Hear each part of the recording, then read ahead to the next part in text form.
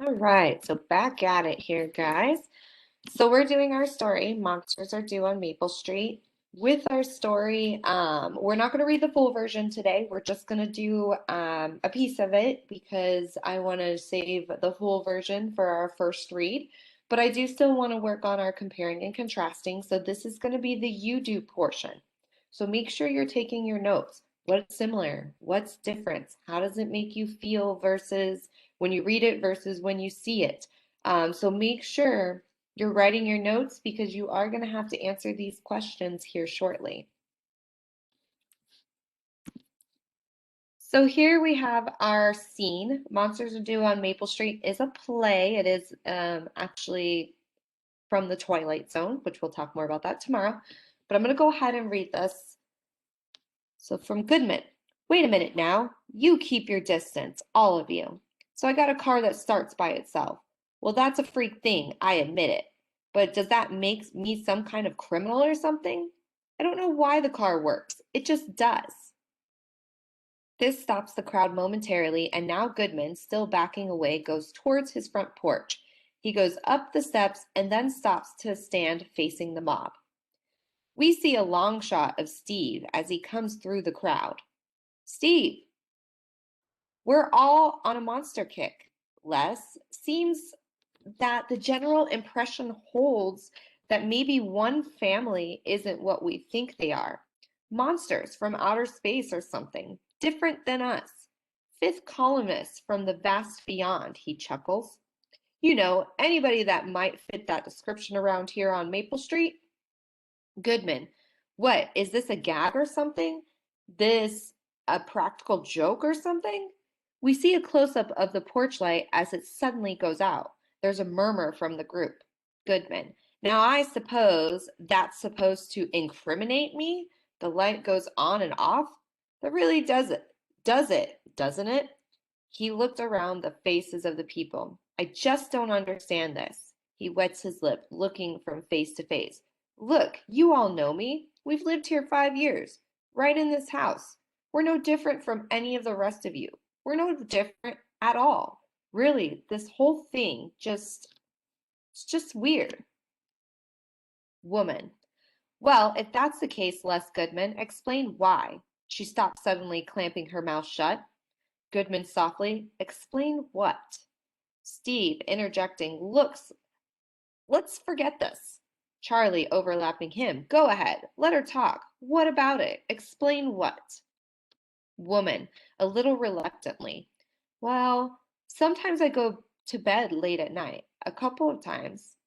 A couple of times out on the porch, and I'd seen Mr. Goodman here in the wee hours of the morning, standing out in front of his house, looking up at the sky. She looks around the circle of faces. That's right, looking up at the sky as if he were waiting for something. A pause.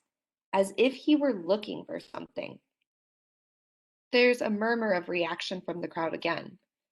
We cut suddenly to a group shot. As Goodman starts towards them, they back away frightened. Goodman.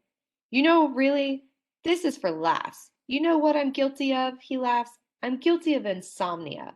Now, what's the penalty for insomnia? At this point, the laugh, the humor leaves his voice. Did you hear what I said? I said it was insomnia. A pause as he looks around, then shouts. I said it was insomnia, you fools. You scared, frightened rabbits. You are sick people. Do you know that? You're sick people, all of you. And you don't even know what you're starting because let me tell you, this thing you're starting, this that should frighten you. As God is my witness, you're letting something begin here that's a nightmare. So now we're going to take a moment here and we're going to go ahead and watch the media version of this same scene. So listen to the voices, watch what's happening on the screen, and write down what you feel, what you hear, what are your senses telling you, and what did you notice that was different from the reading versus all of this that's happening in the media version. Oh, that is the wrong scene. Let me go back here. Try one more time. There we go. There we go, guys.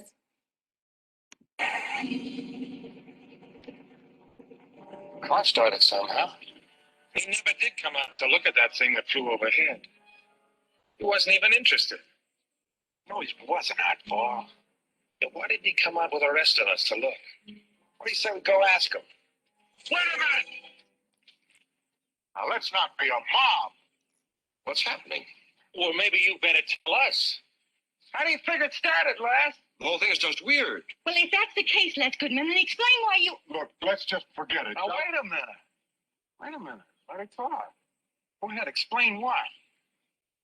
Well, a couple of times I've come out on my porch and I've seen Les Goodman here, standing in his yard, just looking up at the sky, as though he were looking for something. You scared, frightened rabbits, you. You're sick people, do you know that? And you don't even know what you're starting here, because let me tell you, you're starting something here that's what you should be frightened of.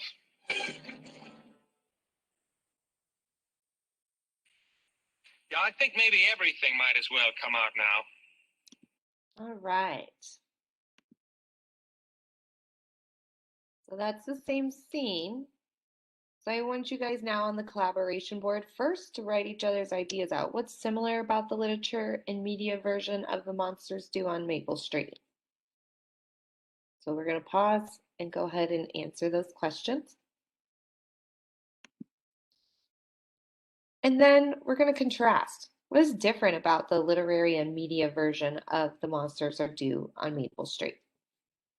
So we're going to pause here and you're going to fill out the collaboration board. So back to our confidence survey, you're going to go ahead and take a minute to answer your survey question. How confident do you feel in explaining how the similarities and differences you feel during reading The Monsters Do on Maple Street versus visually experience the same scene to appear? Could you tell them why the media version felt different? So I want you guys to think about that and think about how we started on just being able to talk about the differences, but then I want you to evolve into, are you confident in explaining your feelings, your senses? What changed? So here's our exit ticket question. After reading, hearing, and seeing The Monsters Do on Maple Street, explain how does the media version change your experiences and feelings of the story? I want you to explain this in 2 to 3 sentences. You can do more than 2 or 3. I do want the minimum to be 2 to 3. All right, guys, so just to recap. So today we learned that media or medium, it means sending of information to an audience. Today we learned how. Does this meaning the movie or TV version, is it always better than the literature? Maybe, maybe not. We also learned the big takeaway is media can be a fun way to include other senses, feelings, or emotions. Sometimes media can be used to trick our minds too. Be aware of your feelings and emotions when you see or hear something and use this lesson to help you always dive deeper.